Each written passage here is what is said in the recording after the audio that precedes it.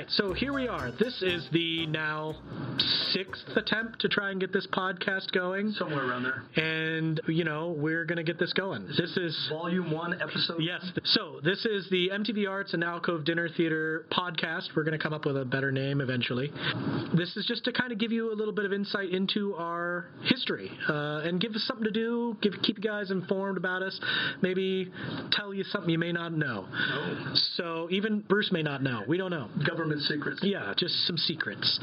So, and again, I've said this every time we've recorded this. You are our first guest, and I feel like you should be honored, again, to be our first guest. I am very honored. So let's just start off like we have the last 7 times. I think the number is just going to keep going up every time I mention it. Let's start off with a little bit about yourself, Mr. Jacklin. Oh, starting with theater, I believe my first tread on the boards was when I was in kindergarten, and the 5th grade class was putting on a Christmas pageant, and they needed the smallest kindergarten kid to play a child for a 5th grade, tall 5th grade girl. So the music teacher came in, and she lined us up, and she picked me out since I was the shortest, smallest little kid in the class, and I got to walk on stage while the 5th graders sang City Sidewalks. The interesting thing, my mother, of course, got all our neighbors, friends, everybody come to see me make my stage debut in this song, and I looked out while they're singing, and I see the audience, and there was a connection there, and I thought, hey, I think I like this. I can tell a story up here. So that was my first venture out onto the stage. And then when I was in 4th grade, we were stationed overseas, Tripoli, Libya. I'm a military brat. And we put on plays at recess with kids, and we all gathered around. It was all student-produced. And then we'd put it on in front of the class. And small budgets. Very, very small budgets. Whatever you could bring from home, that's the costume. And then, high school. And this is where I give people advice. Whenever I do a workshop, I tell young actors to always read a script before you audition. I auditioned for 10 Little Indians, and I'm reading the character descriptions, and I see Anthony Marstead, hotshot playboy, drives a sports car, a ladies' man, and I'm a senior in high school, my first real play, and I'm thinking, okay, yeah, I want to play that. I can play that. So I got the part. So we all sit down for the read-through, and as we're reading the play, I die on page 6. So I'm there for all these rehearsals and all the performances, sitting backstage after page 6, and I'm the first one that gets knocked off in the play. And I'm just shaking my head and going, I should have read the script. And then after high school, I went to the military before I went to college. And in 1976, they were doing a bicentennial patch at Fort Bragg, and they needed some special duty. They pulled you out of your company to help perform this mega production for visiting dignitaries from all over the world. And Dana Andrews, who was a matinee idol in the 40s and 50s, he was narrating. So I got to meet him, and there were about 30 of us that did tableaus and scenes from American military history all the way through Vietnam. And that lasted about 6 weeks, so it was a nice gig when I was in the military. I worked with a Broadway director, and we had all the props and the scenery, live horses on stage. That was nice, inside an enclosed theater. Oh, yeah. He narrated it, Dana Andrews, with his wife, Mary Todd Andrews. And one night we're backstage, we're watching, and as they give the fanfare and they do a slideshow of films that he worked with Elizabeth Taylor and other big stars. So they're playing all this music, and then he comes out with the spotlight, him and his wife. She steps in horse manure that was left on the stage. That's just inevitable. Oh, we were dying backstage. This Hollywood elite just comes out, and she was very classy about it. She kept going, and she got behind her podium, and slowly she kept trying to use her other shoe to pull it off her heel. So that was pretty fun. Yeah, being behind them in a parade is not fun. Oh, horses? Yeah. No. You need somebody. You've just been driving the car every time. We're the ones out there. Landmines. Yeah, we're in the thick of it. Oh, the joy of live theater. Yes. And let's see. After that, that, I didn't do, I didn't do much of anything until I moved to Mount Vernon. And you moved in 84. I landed a teaching job and here in Mount Vernon as an art teacher. And then teacher I worked with pulled me into My Fair Lady. And I was in the chorus. And then the next year, I was Jigger Cragen in Carousel. And for a man who doesn't sing, I thought that was a pretty good gig. Very impressive. I got to do a little Rex Harrison. I got to talk through the song. So I had 2 songs in that. And then I decided I don't like the anxiety that singing brings because I'm not very good at it. And I don't want to have to work that hard at it. So I stuck to comedies and dramas. I love the dramas. I love the comedies. And then directing the musicals, as an artistic vision. And then from there, it just kind of took off. So the Alcove had been around for a couple of years as a dinner theater-esque thing. Right. You said it was more like a, everybody kind of get together from a business like Cooper and Rolls-Royce and all those, and those kind of places to just get together and have a little show, a performance for them. Right. This was like a year or 2 before I landed here in town. But from my understanding, they would bring a portable stage that they would use in the elementary and haul it up the alcove to the 2nd floor and put it there. Then they would borrow the screens. They had these green folding screens from St. Paul's Parish House, and they would set them up as their boundaries. And then John Nixon would bring in these giant poles and hang lights from them, and they would put together one-acts, monologues, and it would just be a very casual one-night event, and maybe 2 nights, but the dinners were $19, and I believe that the organization at that time got $1 per ticket. They'll cover royalties and costs. So it was kind of put together that way. They weren't full-blown productions. They were one-acts and things, and then they kind of laid by the wayside for a while, and they just did it occasionally, and then we decided they brought it back, and I was instrumental in helping organize that. And by the 2nd production, which I believe was Bad Seed, we had flats built, we had a stage that was being constructed, and better lighting. Was Bad Seed your first directing show here for the dinner theaters? Alcove, yes, at the Alcove Dinner Theater, and then that was 1986, I believe. Oh wow! I was 3. 87. I was 3, and you were very early on in your teaching career then when I experienced the Bruce Jacklin experience. Yeah, that was as a teacher in my early 20s. Yes. Yeah. So mid-20s. So yeah. I just did the math there, and I was like, wow. Yeah, I was your art teacher when you were in kindergarten. Yes. I think I was everybody's art teacher. You really were. The amount of people that come up to you and just go, "Oh, you were my teacher. You were my teacher," and you're just, wow, okay. Well, obviously, it must have been a fairly positive experiences because my tires aren't being slid, and that's very true. Nobody's spitting on my pizza when they deliver them. And so from starting all of this and then being involved with other theaters, you've gone to Columbus, you've gone to Mansfield, you've done a couple of films and things. Yeah. So you've gotten around. Yeah. When you start, how would you say the Alcove started out in 2004, December of 2004? Right. Bruce Jacklin and Company. Right. Started out in 2004. Tell us a little bit about how that evolved. Yeah. It was prior to that, as we were building the dinner theater, there were different directors coming in and out through another organization, and they were sporadic. It wasn't always a designated time, and it always depended on if you could get a director. Mm-hmm. And a lot of times people were just busy, and it takes a lot of time and effort to put together a show.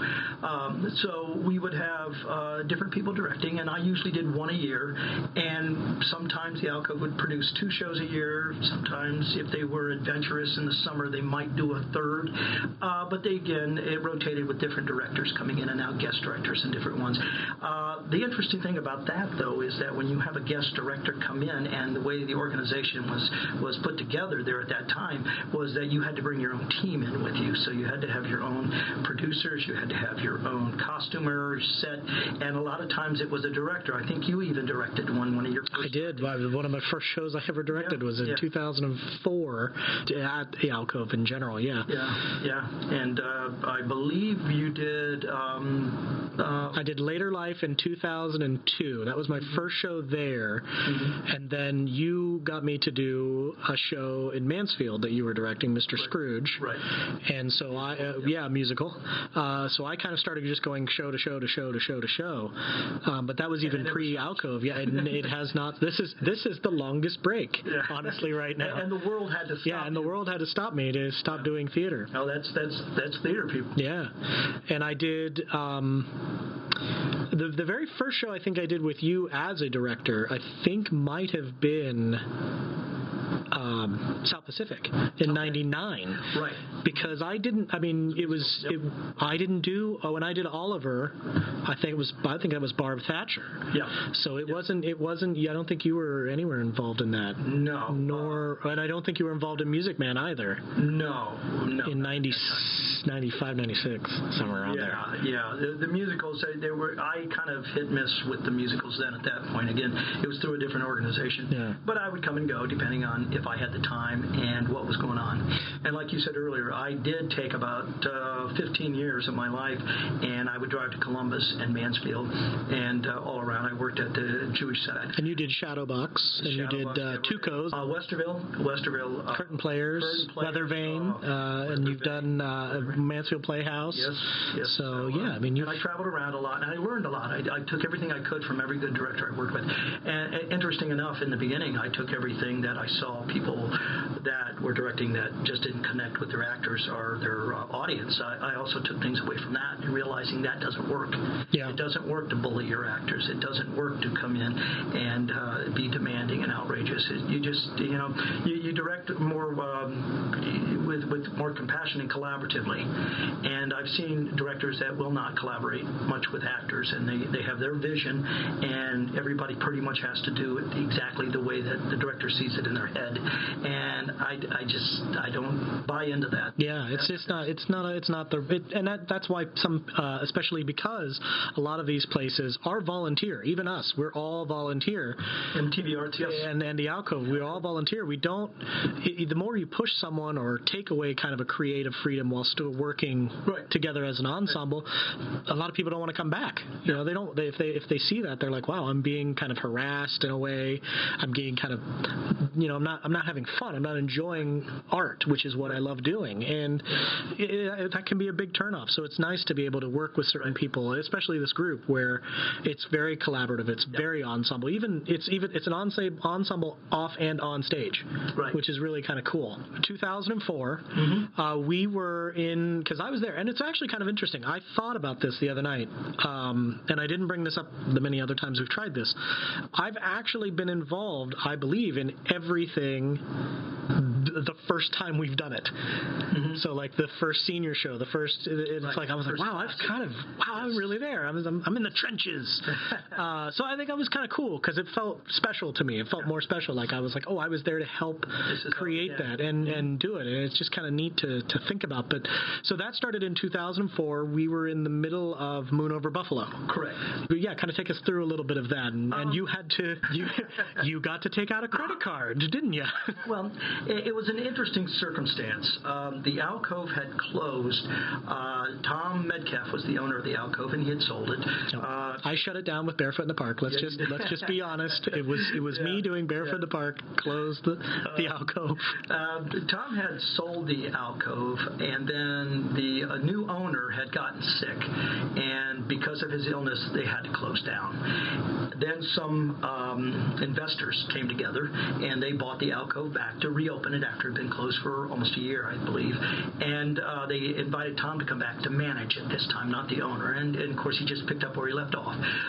But the Alcove wanted to start up the dinner theaters again. So I was with another organization at the time, so we went ahead and we set up and we did one show, and then we went to do the second show, and then the current board, which I was not on the board at the time, but the organization was only getting $2 per show, or I'm sorry, $2 per ticket. And so you either had to raise the price of the tickets or whatever in order to give a more substantial kickback to the organization, which, I agree with that.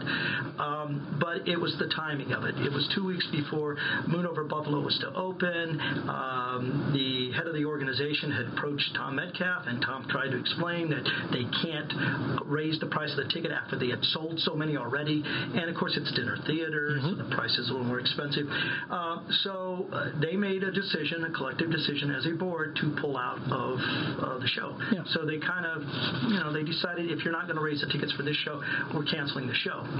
Well, I couldn't do that to Tom. He had been a dear friend of mine for many years, and the new manager, the old manager who came back, the woman that helped organize the whole thing, and these were friends of mine, and I thought, well, I got the actors ready, I got a set ready, I've got things going. So I went ahead and rented the lights from the organization, and I put it all on my shoulders. So I took out a credit card. and Mary Lou is just figuring this out. When she hears this, she's going to know when my wife knows how that credit card started. So that was 2004. And so we started there. And then I was asked, would I just take over? And the other organization, they just decided they wanted to try new venues. Yeah, and that's we've done that. Yeah, we've done that even ourselves. Yeah. So, try new places, new spaces. If you've been there too long, sometimes you want to go somewhere else. I've done it. And so then when Tom Metcalf had asked me, since the other group decided that they were going to try other venues, wanted to know if I would just take over and just be the manager of the dinner theater at that point. So at that point, Bruce Jackline Company was born. And that came from my good friend Gary Hyman. I said, what do we call this? I said, Gary, what do I call this company? And he said, well, just call it your name. And I said, well, that's kind of egotistical, huh? And he says, well, no, what it is branding. People know it's you, and you either brunt all the responsibility or you take all the flack. But at least people see a name tied with an organization. And he said, just start out with that. And so, anymore, I just call it the Alcove Dinner Theater. We've kind of just adapted and evolved into the Alcove Dinner Theater. And it's an LLC, so it's it's a not-for-profit. Not-for-profit. We go show to show. Yeah. And we started out with Moon Over Buffalo when it took a little bit of a couple-month break, brought in Forever Plaid in the summer, and then went into a show after that into the fall. Mm-hmm. And it was actually not even really fall. It was like early fall, I think. Yeah, it was. Yeah, it wasn't what we normally have gone to. So it's amazing that we've gone from, just, hey, we're going to put a show on in a credit card, to now we have 3 to 4 shows a season, and sometimes a special event, thing where we're like, oh, let's do Greater Tuna again and add that to the weekends too. So 2 weekends. The winter dinner theater for the last 4 or 5 years has gone 5 weekends. 5 weekends, yeah, and it could go longer. Honestly, it really could. Yeah. Turning away people. I mean, you hate to turn away people, but it's amazing that there's still that much excitement and anticipation for a show. I attribute a lot of that not just to the dedicated actors and technicians and the people we have working for us. All volunteer. Yeah, exactly. All volunteer. Well, I also give a lot of credit to the new media, social media. Mm-hmm. And 2/3 of our audiences are from out of town. They come from Zanesville, Cleveland, Columbus. They come from all over, Coshocton. And a lot of that it starts out as maybe an actor that I pull in from out of town, and they bring their little entourage to come and see them. And then pretty soon they're coming back for other shows. And, well, we had a group of people, a couple that came from Chicago. Mm-hmm. They were coming through town and were looking for things to do, and ended up coming to see one of our shows. And it was like, wow, that's amazing. Like, you didn't have to do that. In the old, when we first started, it was by posters and handouts and little flyers. Yeah, things that we could just put on people's windows. And now somebody shoots you an email or you look on the website. We have a very extensive database at the Alcove for people, and our web manager does a great job. And mailing lists, being able to just set out an email blast to people, and they just open it up and go, oh, yeah, there's a show. Something to do. And we still keep it very affordable. Yes. Very, very affordable. $50 for a primary dinner. And for what you get. Quality show, For what you get. You get the dinner, you get the salad, you get the fudge ball, which was the fudge ball there back in the day? Oh, yeah. It's been there forever? Yeah. All right. Because I never got a fudge ball because I'm always on stage. Yeah. I was mad about that. I did get the rolls, though. I made sure to get the rolls. I was getting the rolls. Right. Because those are just great. But that's amazing. Yeah, we had there, and it's even evolved food-wise. Yeah. I mean, it was one choice, and then there was the vegetable linguine or lasagna, and it was Mediterranean pasta. Yeah, so I mean, there was always a chicken. And the price is always just they're very various prices depending on what you order. And then my wife likes to take credit for this, but she would ask if she could get a special order of salmon. And every time we would go with friends of ours, they'd go, "Well, how did you get that?" You ask. They said, "Well, next time when we come, will you make sure I get that?" So the next thing you know, almost the whole table they're getting salmon. So I talked to Kim Lenke, who is the manager of that area, and I said, "Is there any way that the chefs could add salmon to that menu too, which will give us 4 selections?"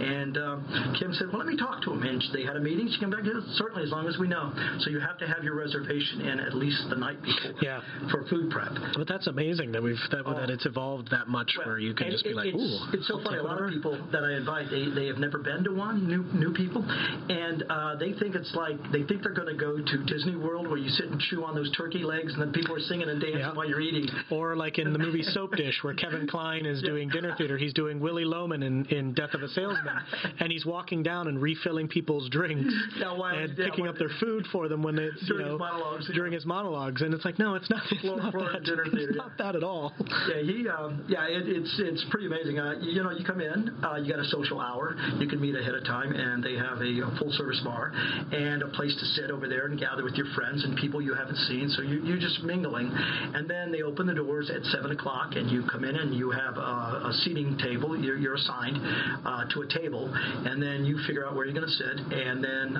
they will serve you your entree. Your salad's waiting. You serve your entree. They take it away. We do the first act, and then dessert comes out, and you refill or go to the bar or whatever, and you watch Act 2. Act 2, yeah. So, it's a wonderful night out.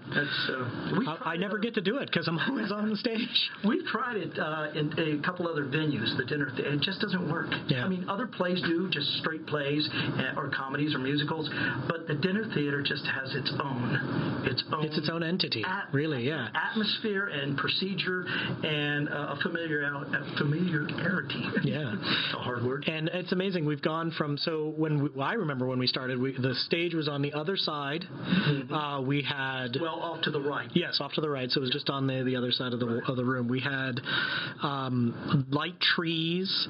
It was pretty rough. We always had to put the set up, the wall, the stage itself up. Stage, yeah. So that was a rough one. Oh, yeah. Everything was portable. It was a very, very laborious procedure. Yeah. And you said you stored it above the freezer. The freezer. There was a time when we would take the stage, and they're 4x8 sheets, and 4x8 giant that fold under. Yeah. And we put them above the walk-in freezer. I am very glad I was never a part of that part of that. And there are 12 sections of that. I am very glad I was never a part of that. I was only at Steve Shoe's across from the church, right, where it was downstairs. That was the best. I didn't mind that. The best is now the stage is still portable. Yes. And it can always be taken apart in a minute's notice if it needs to. But since we do so many shows, there's no point in taking it down. Yep. It back And it's a great place where people can even, if we find a way to set it up, where people can sit on the stage for an event. We did that for your retirement. For your retirement. One of my many retirements. We gave you a special little area up on the stage. So it is. Yeah, I remember having to carry that thing. I remember the squirrels that would attack you up in the attic area. Oh, we had the outdoor. Yeah, I remember going to, and we've stored everything. It's even more amazing now that we have a warehouse. We used to go to 5 different places. There was a prop area in your house, in your garage. Extended garage section. You had the rental place. Yeah, a little cubicle. Yeah, and we would go above Dr. Mack's old office. I remember that. Downtown Mount Vernon. And it would move again, and we'd move another place, and we'd move another place. Then all the set pieces would be somewhere. Oh my gosh. And it was so it's amazing to look back on, Right. but when you think about when you were there at the time, you're like, this sucks, because you're going from one place to the next going, oh, I need a chair, let me empty out the entirety of a small 6 foot 8 foot storage unit. You would build your sets in an abandoned warehouse sometimes, or somebody's garage or something. We were rehearsing at Pleasant Street Elementary. We rehearsed up there until 2011, really. You would have to put everything away or set it all up, and everybody would leave. You'd go back to the school and the gym. And when we were, we had a meeting with the Community Foundation, and we were asking for money to help run a warehouse. And one of the arguments that I presented was that we run through volunteers not because they can't do their craft or what excites them or their hobby. They're busy hauling and storing. So our costume. Oh, the costumes were above the old Merrill Norman building. Right. That was the one I remember too. That was, and you couldn't go in at nighttime. No, there's no electricity. There was no electricity. So these people would build these things or do things, and they'd have to find their own space, and then they would have to bring them into a rehearsal and try, and then take them back and pack them up. And people got exhausted. Yeah. They'd have to have a truck. They'd have to have some sort of van, and it's hauling in and out, up and down stairs, just to try to produce a show. Yeah. And trying clothes on, doing things like that, finding a prop, finding a set piece, going, oh, well, I took this chair out. Now the chair's not working. We need to go take the chair back. We are so fortunate to have this warehouse here, and we have a place for Ruth Frady to do her wigs, her magic with all the wigs right here. Susan Brown with the measuring, building costumes here. People can actually walk in, do what they want to do to help out, and walk out. Yeah. Joe Bell building the And that sets. was 2009. That was after Wizard of Oz. So let's get to where MTV Arts comes Yeah, in. so... All right, that's the end of part 1 of our 3-part first ever podcast for MTV Arts and the Alcove Dinner Theater. Next week, we are going to pick up right where we left off with part 2, where we start talking about the evolution and creation of MTV Arts. Thank you all for listening, and we'll see you on the next one.